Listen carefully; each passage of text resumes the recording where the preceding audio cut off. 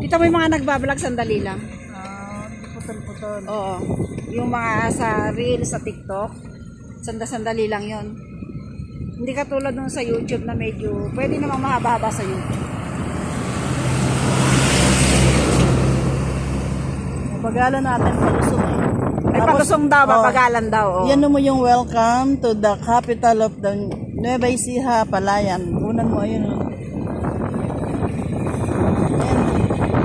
Welcome to the capital of Nueva Ecija. Palayan City yan. Palayan City. Hello, Risa! Nag-i-scroll kami dalawa, nagbablog siya eh. Nag-ano siya ng view.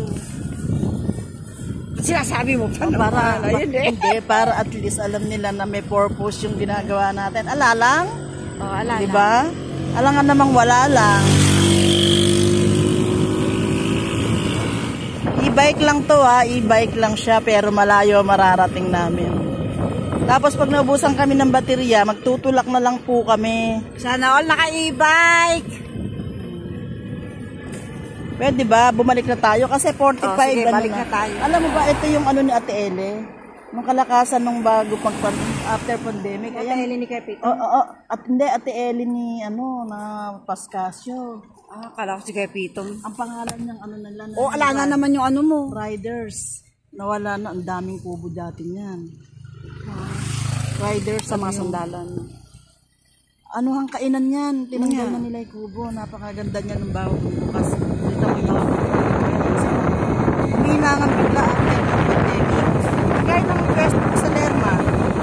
Lakas-lakas. Alam ba, after pandemic, malaki pa po yan. Hindi, kaso di ba pag after pandemic, nagpipit pa sa distancing. Pero open na siya, pero bahay pa rin sa distancing.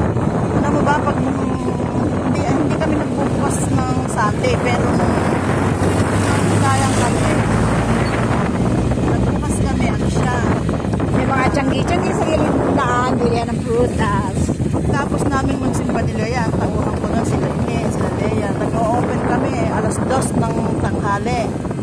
Pagkasimba. Alam mo ba, sa 2 o'clock na yun, pagdating namin, mag-prepare kami ng paninda. Hanggang alas 8, nakaka-5,000 kami. Malakas. Oo, alas 2 lang hanggang pero nung mag-open ng pandemic, mag-open ng, yung mga tao pwede nang lumayo, pwede nang bumalik sa trabaho, biglang bumagsak, biglang humina kasi. Kasi? Kalamansian po yung kalamansian. Kasi nawala na yung mga customer, nagbalikan na sa ano. Tapos yung mga bikers, Wala na nararating. Wala nang ganong bikers kasi nagbalikan na nga sa trabaho. Kaya yun yung biglang ikinahina ng mga pwesto noon. Wow, dahil papaya Papaya, kalamansi. Niyog. Sa bundok po kami.